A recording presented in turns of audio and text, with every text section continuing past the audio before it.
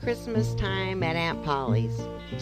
Now, when I was a little girl, I'll admit I didn't like going to Aunt Polly's house because she dipped snuff and she spat in the fireplace and the fire would sizzle when she hit it, which was every single time because that woman was a dead ringer for spitting. She could kill a squirrel dead on and fried up a lot of the little boogers in her iron skillets for dinner.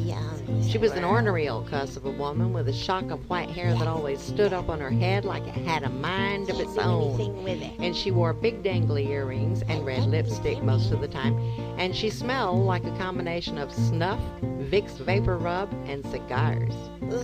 When you had to go, that is, to the bathroom at Aunt Polly's, you had to go outside in a little wooden outhouse that had two holes cut in a board, and I was always afraid of what might be down there, because most of the time you would hear things moving in the leaves, and in summertime, well, you had to keep your eye on the big wasp nest under the eaves. Now, if it was Christmas, we'd always take the ride up to her place and spend the day. She always had a scraggly little tree decorated with the oddest things I've ever seen. The tree had a string of lights on it that half worked. Out of the 20 or so lights, maybe 8 of them glowed pale red, green, and blue. There'd be a half-finished string of popcorn on the thing, and pictures she'd cut out of magazines taped to construction paper, and bits and pieces of candy wrappers, if they were silver, and she never did wrap presents in Christmas paper, like the rest of us, but she wrapped them in the Sunday funnies instead, or sometimes in cardboard boxes she'd taken from behind the grocery. Aunt Polly gave some strange presents, too. She'd take all the leftover shotgun shells from her squirrel hunting and stuff the empty casings with a dollar bill and tie a bow around them to give as presents, or she would give you a box of crackers or cookies. And she was always making hats or change purses out of old castaway clothing and socks and things. I would always roll my eyes at the things she gave me, but one look from my mother would put an end to that, and I would say, "Thank you, Aunt Polly." Thank you, Aunt Polly. But this one Christmas, well, I'll never forget. She gave Uncle Ray the strangest present she ever gave anyone. See, Uncle Ray lived off down in Alabama City by himself in a mill village house. He was a confirmed bachelor and quite the loner. But on Christmas, someone would always pick him up and take him to Aunt Polly's for Christmas dinner because Uncle Ray didn't drive. Now, there were a lot of cats and dogs in Aunt Polly's. The cats lived under the house and the dogs just rambled around mostly. Uncle Ray was always picking up a cat to pet when he visited, so I guess Aunt Polly thought he needed one. There was this one tomcat that was yellow with white stripes and a blotch of brown fur around his nose and eyes that were yellow as yellow could be, and he was a cranky thing. But on Thanksgiving, Ray had taken to him and had spent the whole afternoon sitting on the porch rubbing him on the back. So after the big dinner of fried squirrel, chicken and dressing, and turnip greens, new potatoes, biscuits, gravy, ham, and squash, with a little slice of devil's food cake for dessert, we all settled into the parlor near that scraggly little tree for the presents.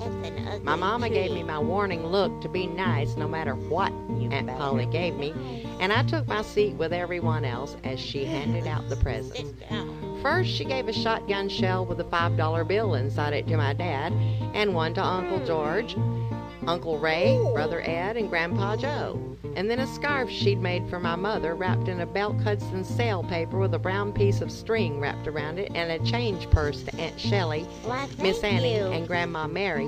And then she handed me a package wrapped in the Sunday funnies. I sat and slowly unwrapped that present to find a pair of hand-crocheted house slippers in the oddest shade of green I'd ever seen. They had plastic beads and flowers glued on the toes. On one slipper there was a faded yellow ribbon, and on the other a bright red one. "Thank you," I managed to say, and removed the newsprint she'd stuffed inside each one. There were only a couple of presents left under the tree as Aunt Polly bent to retrieve the last of them, and I swore that I saw one of those presents move, but I thought it was a trick of the imagination. "This one's for you," she said to my mother, who took the newspaper package and tore it open. It was a fruit jar full of buttons. Buttons of all shapes and sizes, big ones, red ones, green ones, yellow ones, and some brass buttons, too. Aunt Polly picked up the large cardboard box tied up with a crinkled leftover bow from some other Christmas and handed it to Uncle Ray. "Why, Polly, you didn't have to," he said as he took the box and pulled out his case knife to cut the ribbon. The blade sliced the ribbon like butter, and it fell from the cardboard as he pulled open the flap and peered inside. "What on earth was all Uncle Ray managed to say before the big yellow tomcat came bounding out of the box with a meow and crawled up in Ray's lap. "What on earth is this?" he cried. "Why, Ray," Polly said, "that's your kitty now. So as you won't never be lonely again," she said with her hands pressed to her heart. It took Ray a good hour to catch the cat again, but by nightfall we were all packed in the car with our presents and headed for home. The old Tom sat on Uncle Ray's shoulder and yowled at each passing car as we headed back to Alabama City and home. When the cat got settled in, he and Uncle Ray were inseparable, spending afternoons on the porch in the warm sun and snuggled under those quilts at night. He and that Tom went everywhere together. The old cat would ride on his shoulder. The next winter, when Christmas rolled around, Ray gave Aunt Polly a fuzzy little yellow kitten named Tommy, too. And Ray always said after that, that was the best present Aunt Polly ever gave.